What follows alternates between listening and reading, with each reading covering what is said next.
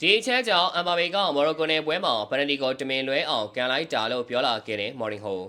ဘာပေမော်ရိုကိုနဲ့ပွဲမှာပယ်နတီလွဲလာတာတကယ်ညမ်းလို့မဟုတ်ဘူးဗျာမက်ဆီလုံးပြသွားတယ်လို့မျိုးအသင်းကိုဒုက္ခတွေကနေကဲတင်တဲ့သူရဲကောင်းဇက်ကောင်နေရာကနေတရုတ်ဆောင်ခြင်းလို့တမင်တက်တက်လွဲအောင်ကန်ပြသွားတာလို့မော်ရင်ဟိုကပြောလာခဲ့ပါတယ်ပြည်သမီးအောင်မင်းလာပါခင်ဗျာဟင်းသာအိုင်မခွန်ရှေကိုမောင်ပွိုက်စစ်ပရင်စားမဲကနေအားလုံးကိုပြန်လဲကြိုလိုက်ပါတယ်ခင်ဗျားတို့စဉ်းစားကြည့်ဗျာဘာမလားလို့ဖီအားရဲများတဲ့ပြန်ပွဲကြီးမှာပယ်နတီတစ်လုံးရဖို့ဆိုတာကဘယ်လောက်အရေးကြီးလဲဒါပေမဲ့ပြင်းတဲ့အသင်းရဲ့အဓိကအားထားရဆုံးကဘာအကောင်းဆုံးတိုင်းစစ်မှုစင်းဝင်ကီလီယန်အမ်ဘာပေတယောက်မော်ရိုကိုနဲ့ပွဲမှာပယ်နတီလွဲချော်ခဲ့ပါတယ်။ဒါပေမဲ့ပရိသတ်တွေကတော့အမ်ဘာပေဖီအားများသွားလို့လွဲတာပါ။မော်ရိုကိုကိုသမားတော်လို့ပါဆိုပြီးတွေးကြမှာပါ။ဒါပေမဲ့ The Special One လို့နာမည်ကြီးတဲ့ဟိုဆေမော်ရင်ဟိုကတော့တာမန်ပရိသတ်တွေလို့မတွေးပါဘူး။သူကဘောလုံးပွဲကိုမန်ထရီစကားတွေကလို့ကနန်းနေစိတ်မညာရည်နဲ့ဖတ်တတ်တဲ့သူပါ။မော်ရင်ဟိုကဘာပြောလဲဆိုတော့သူဘာလို့ဖို့စ조사နေလဲဆိုတာကျွန်တော်သိတယ်လို့ပဲ။သူကတခြားသူတွေလို့ထိတ်ဆုံးမှရှိနေကြတာတယ်။ဆိုတော့ကဘာပေယာရိုးရှင်းရှင်းပနာတီသွင်းပြီးနိုင်သွားတဲ့ပွဲမျိုးကိုမလို့ချင်ဘူးပွဲကိုခက်ခဲဆုံးအချိန်တွေရောက်အရင်လုပ်မယ်ပြီးမှသူကိုယ်တိုင်ဒိုင်မန်ကြီးလို့တောက်ပါပြီးဝင်ကဲမယ်ဆိုတဲ့စံညွှန်းကိုသူ့ဘာသာရေးဆွဲနေတာလို့မော်ရင်ဟိုကသုံးသပ်လိုက်တာပါမော်ရင်ဟိုကဆက်ပြီးအလွန်စိတ်ဝင်စားစရာကောင်းတဲ့နိုင်ရှင်ချက်တစ်ခုကိုထုတ်ပြလာပါတယ်ခင်ဗျားတို့မြင်တဲ့အတိုင်းပဲမန်စီတုံးကလည်းအီဂျစ်ရဲ့ပွဲမှာပနတီလွဲခဲ့ပြီးမှအာဂျင်တီးနားနိုင်ဖို့ဂိုးသွင်းဂိုးဖန်နေမှုတွေလုပ်ပေးခဲ့တာလို့သူကထောက်ပြပါတယ်ဒါကတကယ်ကိုညင်းပွားစရာအကောင်းဆုံးချက်ပါပဲအီဂျစ်ရဲ့ပွဲမှာမန်စီပနတီလွဲခဲ့တယ်အာဂျင်တီးနားအသင်းအကြီးကျယ်ဒုက္ခရောက်ပြီးနှစ်ဂိုးပြတ်ရှုံးနေခဲ့တယ်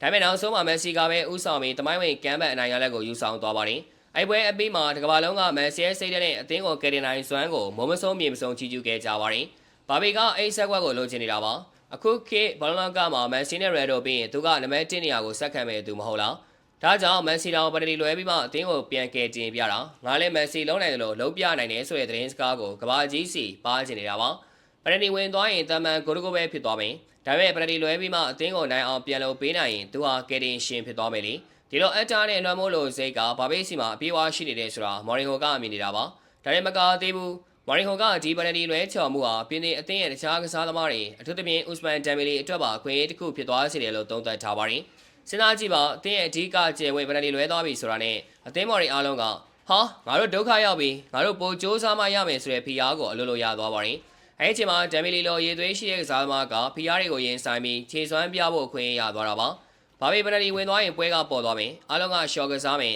။ဒါပေမဲ့ပနတီလွဲလိုက်တဲ့အတွက်ပင်နေအသင်းတစ်သင်းလုံးရဲ့တိုက်ခိုက်လို့စိတ်ကိုမီးမွေးပေးလိုက်တယ်လို့ဖြစ်သွားပါတယ်။ဘာပေကပြန်လာဖို့အာရုံနေခြင်းမှာဒမ်မီလီကရှေ့တန်းကနေမွေးနှောက်ပေးပြီးနောက်ဆုံးမှာဘာပေကပွဲသိမ်းပေးမဲ့မာစတာပလန်ကြီးလို့မော်ရီဟိုကယုံကြည်နေတာပါ။ဒီနာမျိုးရဲ့အမိုက်ဆုံးအပိုင်းကတော့အဆုံးသတ်မှာမော်ရီဟိုပြောသွားတဲ့စကားပါပဲ။ဒါပေမဲ့မော်ရီဟိုကိုသမားပိုလူကတော့ဒါကိုသိဖို့မရပါဘူး။တင်းတော့သူအမ်ဘာဘေကိုပနတီပေးဝင်လိုက်လောက်တယ်တယ်ဒါမော်ရီရဲ့နာမည်ကြီးစကားစရင်ခနဲ့တဲ့တရားချင်းပါပဲမော်ရိုကိုကသမားရာစင်ဘော်နူးဆိုတာကပနတီကာဝယ်တဲ့နေရာမှာကဘာစင်ကိုသမားပါဘော်နူးအနေနဲ့ဘာဘေပနတီကန်နာကိုအစွမ်းကုန်စ조사ပြီးကာဝယ်လိုက်တယ်ဒါပေမဲ့မော်ရီဟိုဆိုရာကဘော်နူးတာဘာဘေရဲ့ဒီသူရဲကောင်းစကွက်ကိုကြိုသိနေရင်ပနတီကိုပြန်မှန်းခံပြီးကာဝယ်နေမှာမဟုတ်ဘူးဘာလဲဆိုတော့ပနတီကာဝယ်လိုက်တဲ့အတွက်ဘာဘေကဒေါသထွက်ပြီးပိုချမ်းလာမယ်ပြင်းတဲ့တင်းလုံးပို့ပြီးတော့အင်တိုင်းအားတိုင်းတိုက်စစ်စင်လာမယ်အဲ့ဒီတန်ကိုမော်ရိုကိုခံနိုင်မှာမဟုတ်ဘူးဒါကြောင့်ဘောနူအနေနဲ့ဒီပနတီကိုဒီအတိုင်းပေးဝင်လိုက်ရင်တော့မှပြင်းသစ်ကပေါ်ပေါ်ဆဆကစားပြီးမော်ရိုကိုအတွက်ပိုတော်ခွင့်ရနိုင်သေးတယ်လို့ပြောလိုက်တာပါအတေးဘေကတော့မင်းကာကွယ်လိုက်လို့သူကပို့ပြီးကြောသွားထွက်သွားပြီမင်းတို့တော့တေဖို့တာပြင်ထားတော့ဆိုတဲ့သဘောမျိုးပါပ